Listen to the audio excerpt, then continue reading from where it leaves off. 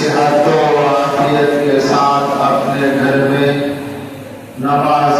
جمعہ پڑھنے کی توفیق عطا فرمائی۔ اللہ تعالی ہمیشہ ہم سبوں کو اچھے اعمال کی توفیق اور اپنے گھر میں حاضر ہو کر باجماعت نماز پڑھنے کی توفیق عطا فرمائے۔ خداوند قدوس جل جلالہ نے اپنے کلام پاک میں پیارے حبیب صلی اللہ علیہ وسلم کو مختلف طریقے سے اور مختلف پیرائے میں بنی آدم سے مخاطب ہو کر فرمایا، کہیں اللہ تعالیٰ نے فرمایا کہ تم نبی سے محبت کر لو، ہماری محبت تمہیں مل جائے گی۔ کہیں آپ نے فرمایا کہ رسول تمہیں جو کچھ دے تم اسے لے لو، اور جن چیزوں سے نبی تمہیں روک دے تم اس سے رک جاؤ۔ الغرض کلام اللہ میں خداوند قدوس نے پیارے حبیب صلی اللہ علیہ وسلم سے الفت و محبت تعلق کا مختلف پیرائے اور مختلف طریقے اپنائے اور اس امت کو سمجھانے کی کوشش کیا کہ اگر تم ہم سے اگر تم چاہتے ہو کہ میں راضی ہو جاؤں تو تمہارے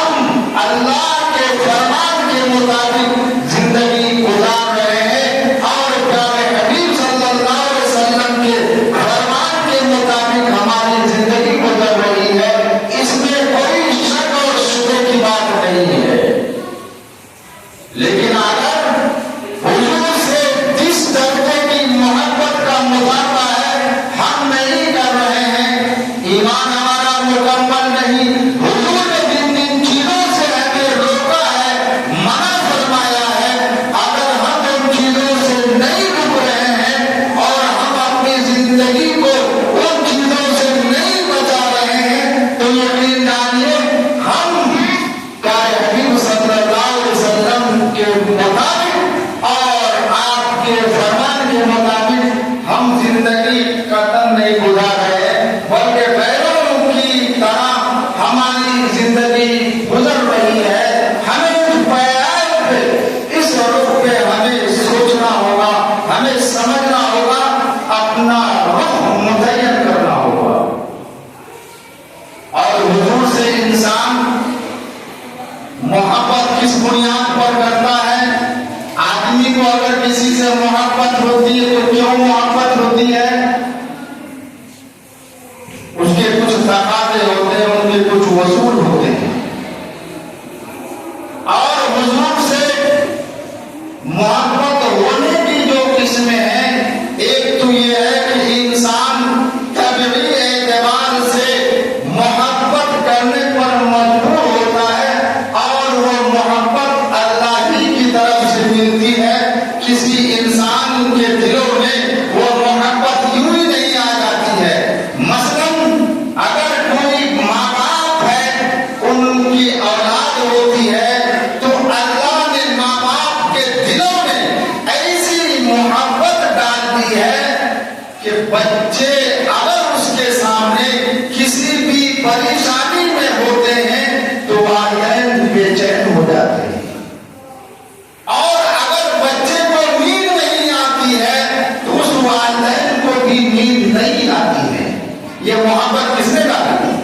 یہ الفت و محبت والدین کے دل میں کس نے ڈالی ہے؟ وہی اللہ نے ڈالی ہے۔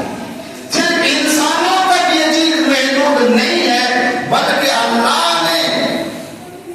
حیوانات اور اس کے علاوہ جتنے مخلوقات ہیں، اللہ نے یہ محبت اس میں بھی ڈال دی ہے۔ آپ اندازہ کیجئے کہ اگر کوئی جانور ہے، اس کے سامنے کوئی بچہ بلکتا ہے تو وہ جانور پریشان حال ہو جاتا ہے۔ اگر کئی دنوں تک جانور بھوکا رہے لیکن اس کے بچے اگر بھوکے رہتے ہیں تو اس جانور کو پہلے اپنے بچے کی فکر ہوتی ہے، تب اس کے بعد وہ اپنی فکر کرتا ہے۔ یہ محبت اللہ نے کہاں سے ڈالی؟ یہ ایک فطری اور ایک طبعی محبت ہر انسانوں میں ہے، ہر مخلوقات میں ہے، اللہ نے ڈال دی ہے، اور انسان اس محبت میں مجبور ہو جایا کرتا ہے۔ وہ مخلوقات اس محبت کی وجہ سے مجبور ہو جاتی ہے، اور وہ اپنی محبت کے تقاضے میں کبھی بھی آگے پیچھے نہیں کر سکتی، اس کو وہ کرنا ہی ہے۔ تو ہماری محبت حضور سے طبعی بھی ہے، اللہ نے ہمارے دلوں میں وہ محبت ڈال بھی دی ہے کہ خواہ ہماری جان کچھ ہو جائے، ہمارے مالوں کا نقصان ہو جائے، اس کے علاوہ ہمارے اندر چاہے جتنی پریشانیاں ہو جائے، اور اس کے علاوہ اگر کوئی مصیبت بھی ہمیں جھیلنی پڑے لیکن ہم اس کو گوارا کر لیں گے، لیکن حضور کی محبت کو ہم کبھی پیچھے نہیں ہونے دیں گے۔ اسی کا نام ہے طبعی محبت۔ اور ایک ہوتی ہے عقلی محبت۔ عقلی محبت کا مطلب یہ ہے کہ کوئی مریض کسی ڈاکٹر کے پاس آپریشن کے لیے پہنچتا ہے، لیکن مریض آپریشن کے درد سے پریشان حال ہو جاتا ہے، اس ڈاکٹر کو کبھی بری نظر سے دیکھتا ہے کہ یہ ہمارے اس زخم کو کس طرح کاٹے گا، کس طرح چیرے گا، ہمیں کتنی پریشانی ہوگی، لیکن جس ڈاکٹر کے پاس یہ علاج کے لیے گیا ہوا ہے، وہ ڈاکٹر یہ سوچ رہا ہے کہ وقتی طور پر انہیں ہمیں پریشانی نظر آتی ہے، ہمیں یہ برا سمجھ رہا ہے، لیکن میں تو اس کا آپریشن کے ذریعے ان کی بیماری کو دور کرنے جا رہا ہوں۔ یہ عقلی تقاضا ہے کہ اگر میں ایسا نہیں کروں گا تو یہ مریض اسی بیماری میں مر